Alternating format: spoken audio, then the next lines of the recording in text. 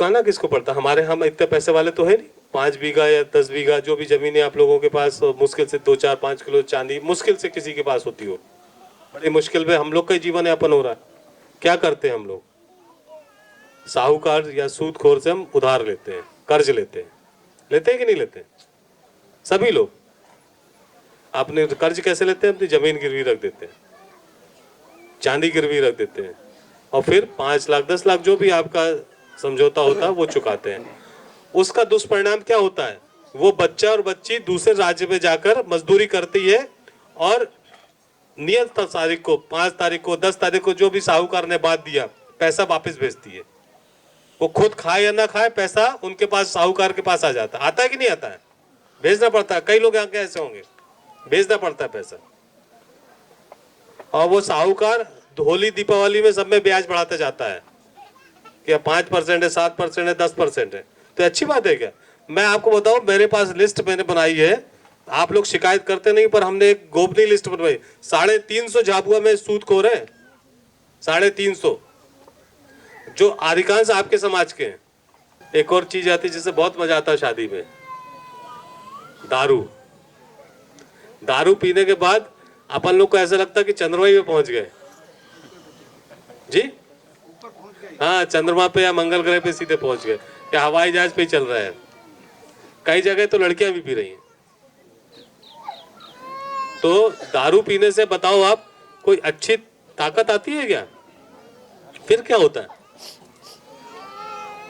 अभी हमारे सभी पहले बोलने वाले बताए कि दारू पी के नाच रहे हैं, मस्ती कर रहे हैं। दारू पीने से हमारा दिमाग जो रहता है, दिमाग पे चढ़ती है ना, जब मस्ती चढ़ती है तो दिमाग पे चढ़ती है, तो हमारा मस्तिष्क भी खराब हो जाता है। शरीर के साथ साथ आपका मस्तिष्क भी खराब होता है। और दारू हम कैसे पीते हैं? फिर सिफारिश कराते हैं कि साहब हमारे यहाँ शादी है, 20 पेटी 25 पेटी जो भी आप लोग की वो रहती है, 50 पेटी दिला दो। वो भी शादी में बहुत बचता है। डीजे, सबके भाइयों के पास डीजे है 2-4-10, या पिताजी के पास होगा। शादी होती 50 लोग आते हैं और डीजे कितने आते हैं? 10। डीजे वाला हमारा रिश्तेदार है कि फ्री में दे रहा है? बताओ, किसी का रिश्तेदार हो तो जी, आप बताओ। आप, हमारा एक बॉक्स से आपको पीछे तक सबको आवाज आ रही है कि नहीं आ रही है? हमारी 20 साल पहले आप ही के लोग में से कईयों की शादी हुई थी, क्या डीजे बजा था? और आज से अच्छी शादी हुई होगी, हो सकता है आज से अच्छी शादी उस समय हुई होगी। तो हमारी जो संस्कृति है, ढोल नगाड़े मांदल, उनको बजाइए, उससे सबका सहयोग बढ़ता है, सबका साथ सबका विकास। सबको डीजे तो एक व्यक्ति बजा देता है, सब इधर नाचते रहते हैं। उसमें तो सब लोग इन्वॉल्व होते हैं। एक ढोल बजा रहा है, कुछ कर रहा है, ताली बजा रहा है, शहनाई बजा रहा है, तो हम सबका सामूहिक प्रयास रहता है, सबको रोजगार मिलता है। और डीजे तो बिल्कुल आपके लिए नुकसानदायक है। पूरे गांव, जिस गांव में शादी होती होगी, पूरी जमीन कांपती है ऐसी सी।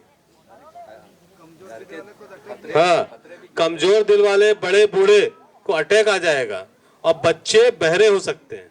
इस नारी शक्ति को समझिए, ये क्या है। आज इन बहन बेटियों की कोई आदर सम्मान नहीं। हम आदिवासी समाज में, अन्य समाज में भी यही देखते हैं कि हमारी बहन बेटियों के साथ में कितना अत्याचार अनाचार होता है। क्यों? इसको समझना पड़ेगा हमको, क्यों हो रहा भाई। आजकल हमारे समाज में तो माननीय ने बहुत बढ़िया अभियान ऐसा चलाया है कि मैं समझता हूं कि गीता में जो लिखा हुआ है कि जब जब धर्म की हानि होती है तब तब देव पुरुष अवतरित होते हैं। आज अपना समाज कमजोर केम, अपना समाज आर्थिक कमजोर क्यों? साहब, यहाँ लूटमारी होती थी। ये लोग शाम को 5 बजे खाना खाने के बाद खेतों में पड़े रहते थे। क्यों साहब? क्यों नहीं रहते थे? खेतों में डागड़े होता, कोई डागड़ी पे सोता था, कोई झाड़ के ऊपर चढ़ के सोता था, बैठता था। शाम को खाना खाने के बाद 7 बजे के बाद आदमी घर से बाहर निकल जाता था। वो रात भर खेत में से घर, घर से खेत, खेत में से घर। इधर अगर घर में सुना रह जाए तो कोई आके घर खोद ले जाए, और अगर खेत सुनारे जाए तो खेत में से फसल काट ली जाए, ढोडिये फोड़ ली जाए, मुफड़ा उखेड़ ली जाए। मुख्यतः आज ये काकनवानी थाने के हमारे भीमपुरी गांव में मैं आज आया हुआ हूं, और यहाँ आने का हमारा जो मुख्य उद्देश्य है, पूरे जो इस प्रोग्राम का मुख्य उद्देश्य रहा है कि हमारे समाज की जो छोटी छोटी कुरीतियाँ हैं उनको दूर करना। जिस तरह से यहाँ पे मेरे ज्वाइन करने पर मैंने देखा कि जो हमारा मुख्यतः अपराध है वो बच्चों से संबंधित अपराध हैं। यहाँ की हमारे बालक बालिकाएं कम उम्र में ही यहाँ से बाहर चले जाते हैं, वो मजदूरी करते हैं, फिर उससे धीरे धीरे अन्य चीज़ें भी अपराध में जुड़ती चली जाती हैं, चाहे वो शारीरिक अपराध हो या फाइनेंशियल क्राइम हो, वो सब दोनों उससे जुड़ती रही हैं। और इसी चीज़ में मैंने देखा कि आगे जब ये बच्चे जाते हैं, फिर उनकी शादी होती है, कम उम्र में शादी हो जाती है, जो भी शादी हो रही है उसमें वो अन्य चीज़ें भी बहुत सारी लगती हैं, भांजगड़ी होती है, दहेज धापा यहाँ बहुत चलता है, और शराब काफ़ी अधिक मात्रा में चलती है, और साथ में अपनी शादियों में जो वाहन यूज़ करते हैं, एक तो तूफ़ान काफ़ी अधिक लाते हैं और डीजे की बहुत अधिक मात्रा यूज़ होती है।